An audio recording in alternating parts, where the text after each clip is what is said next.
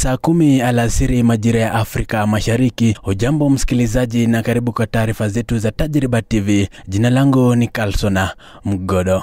Tuanze kwa kuangazia taarifa ya huzuni ambapo viongozi mbalimbali wakiongozwa na Rais wa Kenya Daktari William Samoei Ruto wametumia mitandao yao ya kijamii kumomboleza mwanamuziki maarufu wa nyimbo za Injili Betty Bayo aliaga dunia siku ya Jumatatu kutokana na saratani ya damu akipokea matibabu katika hospitali ya Kenyatta jijini Nairobi. Mwanahabari wetu Hana Njuguna ana kina cha taarifa hii.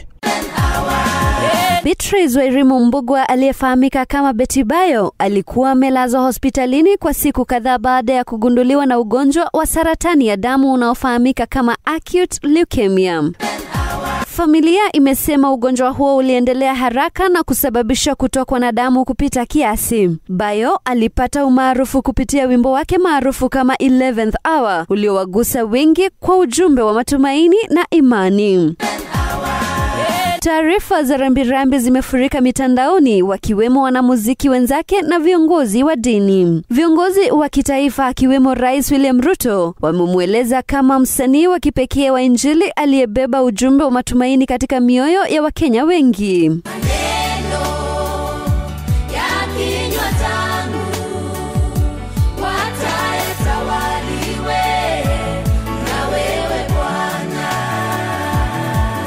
Mipango ya mazishi inaendelea na mwili wake unatarajiwa kuhamishwa kutoka Kenyatta National Hospital hadi chumba cha kuhifadhi maiti katika hospitali ya rufaa ya mafunzo ya Kenyatta. Kwa sasa, jamii ya muziki wa Injili inaomboleza kupotea kwa sauti yenye neema, lakini ujumbe wake wa imani na matumaini utaendelea kuishi.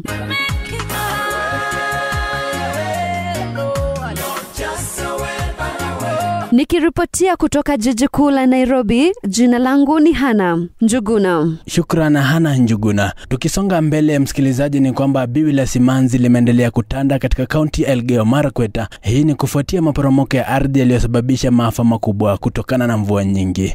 Mwanahabari wetu Emmanuel Kipchumba alizuru kaunti hiyo na kuandaa ripoti hiyo kwa utendeti. Kijana yangu Martin Chesa chapatikana. Hali ya majonzi bado inawagumbika wakazi wa Chesongoch, kaunti ya Elgeyo Marakwet.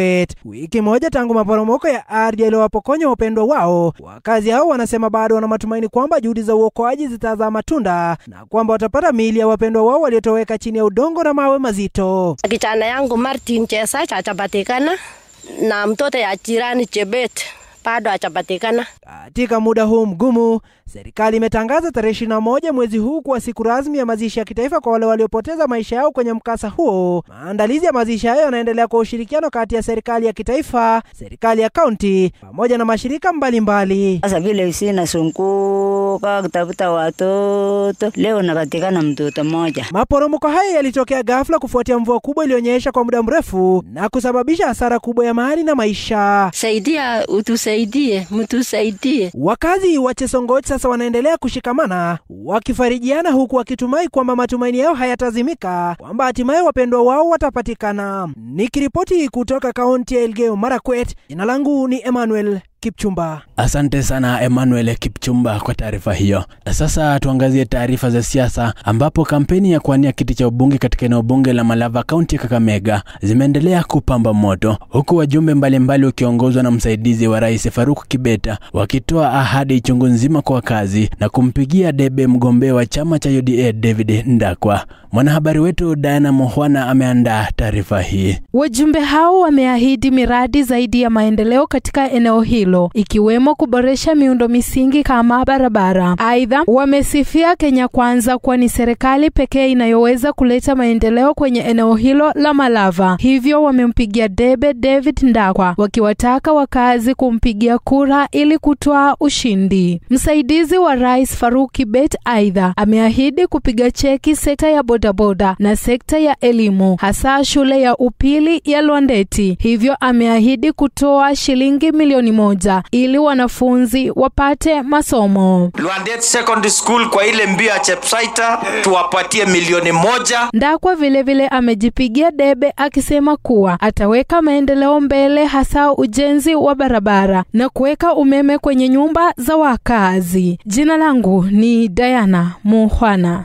Tuelekee katika kaunti kaunti ya Kiambu ambapo aliyekuwa gavana wa kaunti hiyo Ferdinand Waititu anatarajiwa kufikishwa mahakamani juma lijalo ili kusikiliza mashtaka ya jinai na ufisadi yanayomkabili. Mwanahabari wetu Gideon Mwangi anatukamilishia taarifa hii. Gavana wa zamani wa kaunti ya Kiambu Ferdinand Waititu, ambaye kwa sasa anatumikia kifungo gerezani, anatarajiwa kufikishwa tena mahakamani wiki ijayo ili kusikiliza kesi ya jinai inayomkabili. Waititu alihukumiwa kifungo cha miaka 12 gerezani au kulipa faini ya shilingi milioni 53.5 baada ya kupatikana na hatia ya makosa ya matumizi mabaya ya ofisi na kuhusika katika sakata ya utoaji wa zabuni ya barabara yenye thamani ya zaidi ya shilingi milioni 588. Mahakama iliagiza kuwa kesi hiyo ya jinai iendelee kusikilizwa ili kukamilisha mchakato wa haki dhidi ya kiongozi huyo wa zamani, huku hatua zaidi zikitarajiwa kutangazwa na idara ya mahakama. Kwa sasa Waititu anaendelea kutumikia kifungo chake, huku rufaa aliyowasilisha ikikataliwa na mahakama ya juu kwa msingi wa kukosa ushahidi wa kutosha kuonyesha uwezekano wa mafanikio. Nikiripotia kutoka kaunti ya Kiambu, jina langu